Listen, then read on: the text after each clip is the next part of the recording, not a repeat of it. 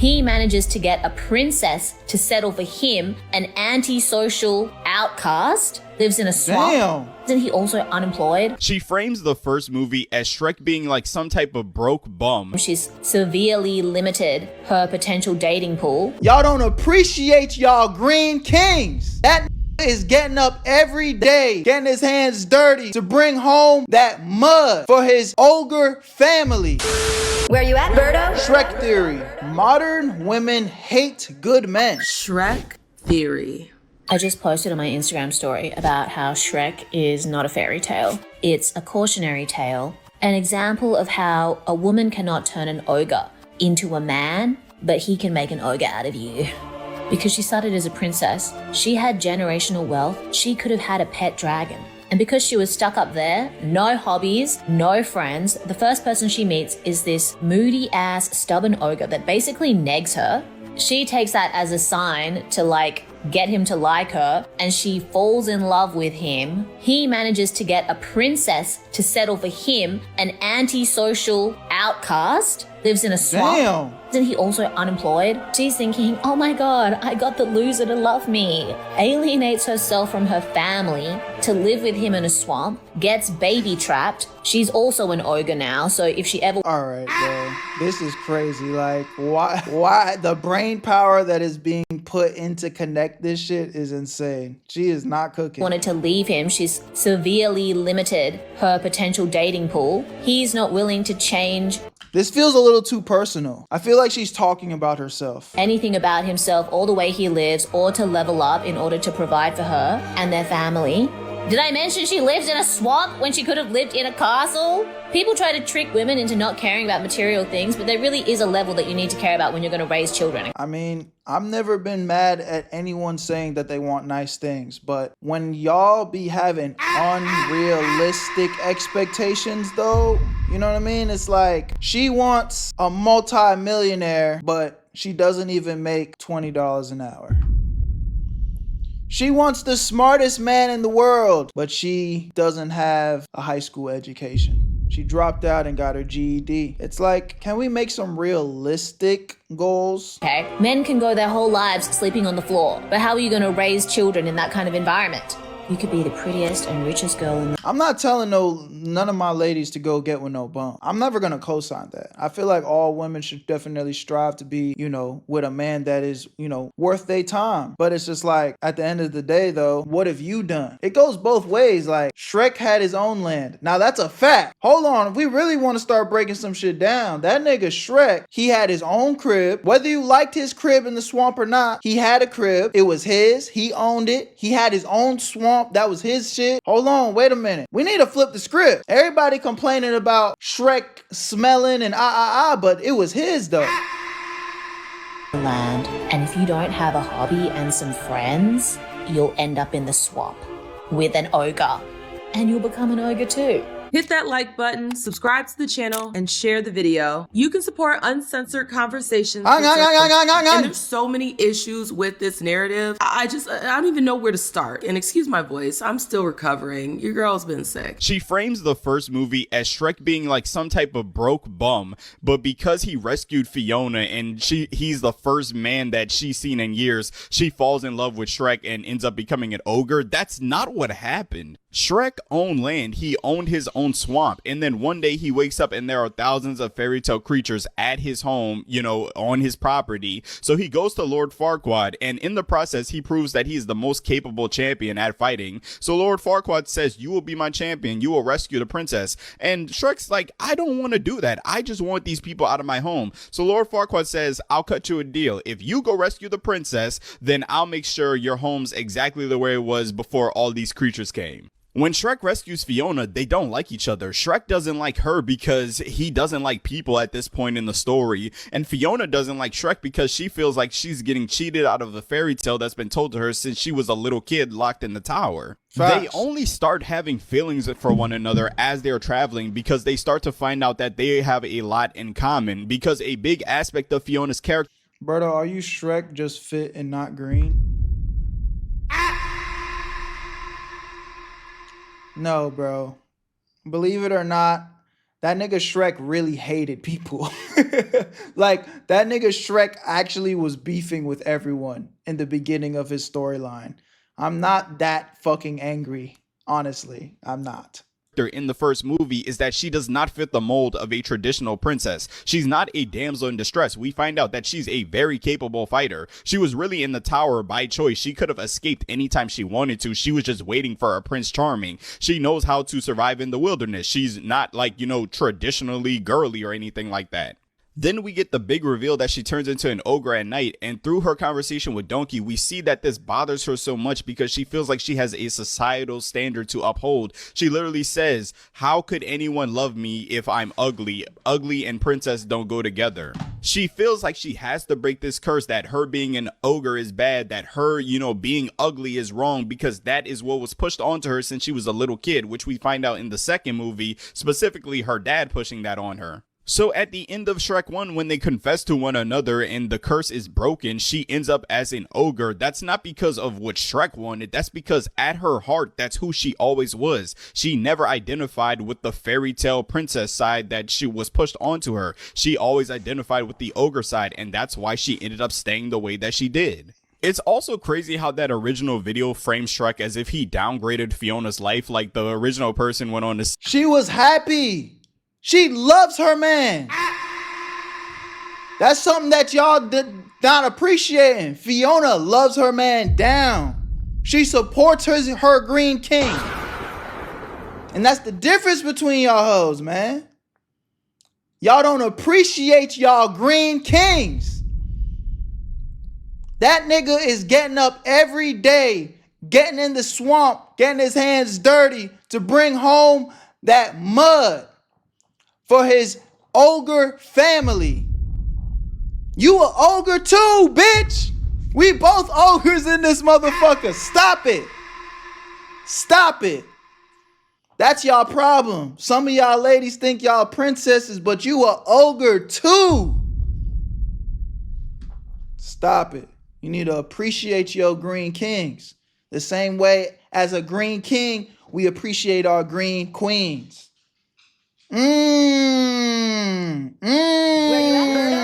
I'm talking. Before we get back into the video, if you're in need of some easy free money, there's this app called Free Cash where they pay you money to play their video games. If you click the link in the description or scan my QR code on the screen, you'll be able to download the app and choose which games you want to play that are actually fun to make easy free money, bro. These apps are paying people to test out their games, so that's just how the system works, so you can make this free easy money. I'll show you guys right here. Plenty of people are telling me they're making an easy 5, 10, 20, some even hundreds of dollars extra a month. It's all transparent. It's not a scam, and they really do pay you the money through methods like PayPal, gift cards, whatever you need to cash out, they got you. So if you need the extra money and you like video games, click the link in the description or scan the QR code on the screen and get yourself some free extra money. Let's get right back into the video. Say that like, oh, Fiona used to be a princess, she used to be rich. She's literally still all of those things. That's literally the entire conflict of Shrek 2.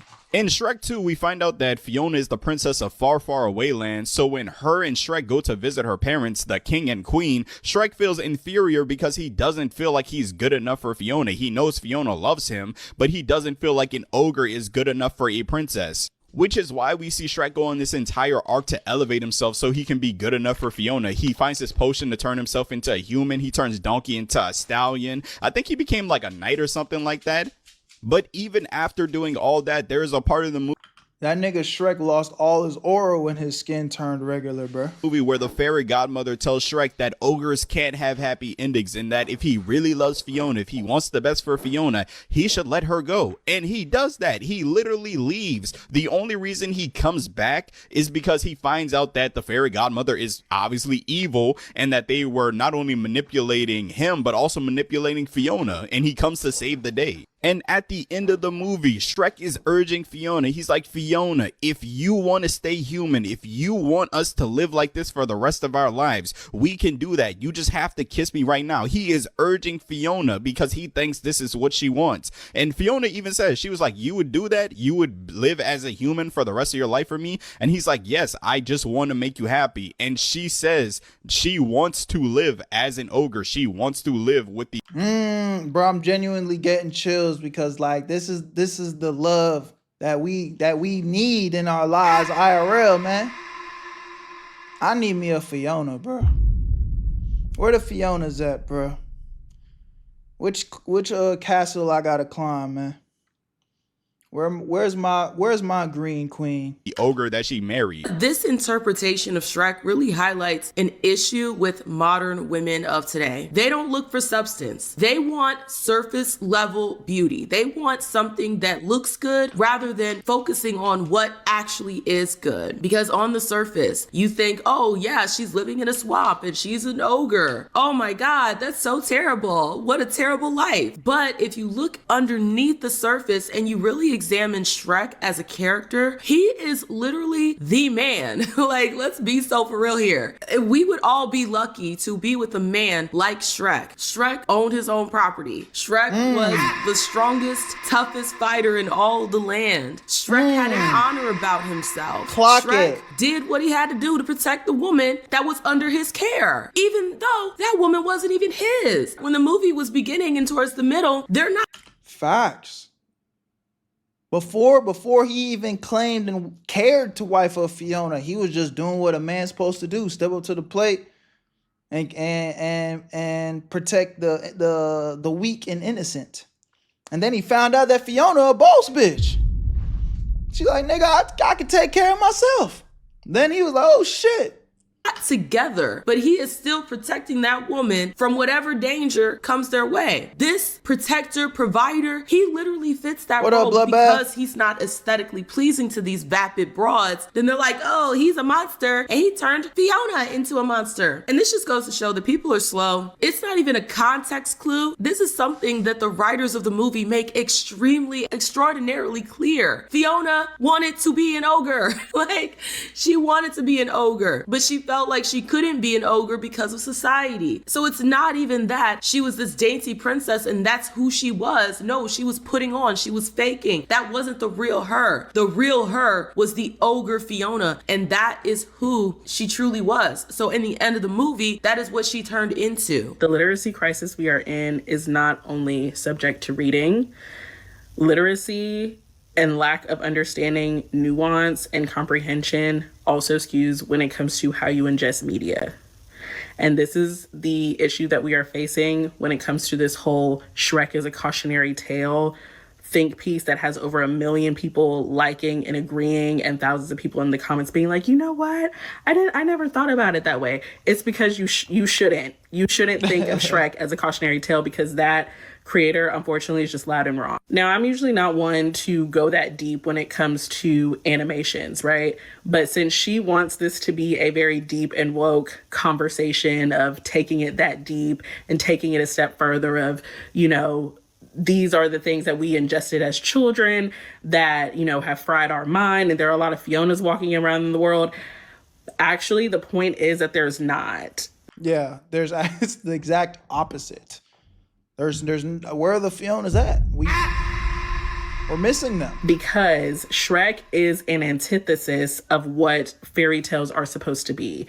If anything, it is a big you to Disney and their brainwashing of young girls of what you should look at love to be and what true love really is. Now, she is purposely using the first and the fourth film to, I guess, support her truth in that it's a cautionary tale, right? I don't want to even focus in on those two movies. While they all have great plot points, I want to focus my analysis on not only the best film of the franchise, but probably one of the best animated sequels to ever grace our screens, and that is Shrek 2. This movie alone debunks her stance on that Shrek is a cautionary tale, because Shrek 2 actually gives us a deeper dive in the land of fairy tale. Right. So as we know, in Shrek 2, it takes place right after Shrek and Fiona got married, after their honeymoon. And Fiona's daddy's like, I'm trying to see you. Right. Like, Fiona's like, damn, my parents want to see me. So they travel to Far, Far Away Land. And Far, Far Away Land is essentially the Hollywood of the fairy tale lands. Right. Like, this is Calabasas. So it essentially shows us that Fiona is that girl of the princesses. Like Cinderella, Snow White, like, her daddy is the ruler of the kingdom, which means that Princess Fiona is like the head of the princesses. And not only that, Far, Far Away Land is a great anecdote of just how vain and vapid and stereotypical Hollywood is, right? That fairy tales is truly rooted in appearance and not love and honor and bravery and all that other. It's just all for show. And it's essentially just like who can look the best, right?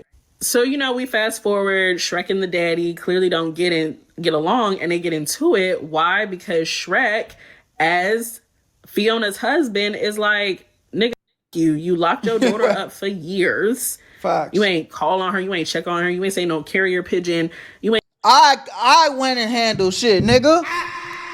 Yeah, you her biological daddy, but she calls me daddy, nigga. Big daddy ogre in this bitch. What are we talking about? That's how my nigga Shrek was coming. I did nothing to like see her for years. And now you pissy at me? You pissy at me? I saved your daughter. For these vapid broads to really pull that out of the movie, to say, well, you can't turn an ogre into a man, but an ogre can turn you into an ogre. Like, girl, are you slow? Did you not see the second movie? Like, let's be so for real here. Did you not see the second movie? This ogre literally turned into a man for his woman. He turned into a man to be with her and was willing to give her up if that was what was in her best interest. So he was literally turned into a man. It's just like these broads, they really think they are so highbrow, so intelligent for these dumbass takes. If that is what you're getting from the film, it says more about you than the film itself. Because who the sees that movie and comes to the conclusion that Shrek is somehow the bad guy, that Shrek is doing a disservice to Fiona, when he is literally doing everything y'all broads say you want. Protector, provider. Shrek was not a cautionary tale, but I do think that video was. I'm honestly really excited because this is giving me the excuse to talk about monster theory outside of the concept of horror film, but let me slow down. Let me work up to it. And the cautionary tale being told there is, I think, that while obviously the media you consume and the art you engage with is not necessarily a direct reflection of your personality or your personal values, those things will inevitably be exposed when you analyze media. So if you have some questionable things going on in your worldview, it's gonna pop up, even in something as seemingly harmless as a conversation about Shrek. Not that I think all film criticism or opinions on movies put out on the internet need to be phrased this way. I think there's room in the world for silly, goofy, fun criticism and hot takes on art. I think that's okay as long as it's done ethically and responsibly. But if you were to turn in an essay, right, about the movie Shrek, where your thesis or your main argument was basically that Shrek is a cautionary tale about how men don't change for women, they turn women into monsters, one of the first things your professor would expect you to provide is an in-depth explanation of how and why you are identifying Shrek as the monster in that film. And that's actually what I want to zoom in on here, because my issue with the take that Shrek is a cautionary tale about how men turn women into monsters is not actually with the argument or the assertion that Shrek and Fiona are monsters. I think that argument holds weight for, at the risk of sounding rude, a lot of reasons the original poster may not have even thought of. My issue is with the reasons, the explanation, and the definition that person really puts forth of what a monster is in her view. A lot of this conversation so far, in my opinion, has been a conversation about, like, I just want to know how Donkey had kids with that dragon. That's what needs to be explained more than anything. On facts. How the hell did that work? That nigga Donkey was getting down though, boy. I don't think I've seen a woman look at me ever the way Dragon was looking at Donkey. Hold on. What was that nigga Donkey slinging? His situation was crazy. Dominant versus oppositional reads, even if I agree ideologically with what a lot of people just presenting the dominant read are saying, right? Like, I think the idea that that take is just incorrect because that's not what Shrek was supposed to be about is worth pointing out. I fundamentally disagree with approaching art that way, or the idea that there is one true or one correct interpretation of any film, particularly something that makes such heavy use of fairy tale symbolism as Shrek. Calling Shrek a cautionary tale is an oppositional read, right? It is a read or an analysis of the film that focuses more heavily on that audience member's interpretation of the story. All right, I'm done. Y'all can click the link in the description if y'all want to watch the rest of that. But we get it. That is a bunch of bullshit. If anything, that nigga Shrek was having his way. He was whooping ass. He owned his own property. You know what I'm saying? He was respected. He had loyal friends. You know what I'm saying? He put his mans on. He brought his man's donkey with him.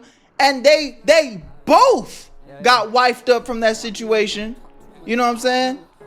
Come on, man. Y'all need to put some respect on my nigga Shrek name. I love y'all. I appreciate y'all. Where you at, family? I'll see you on the next one. Peace. Where you at, Berto? I made this shit look too easy.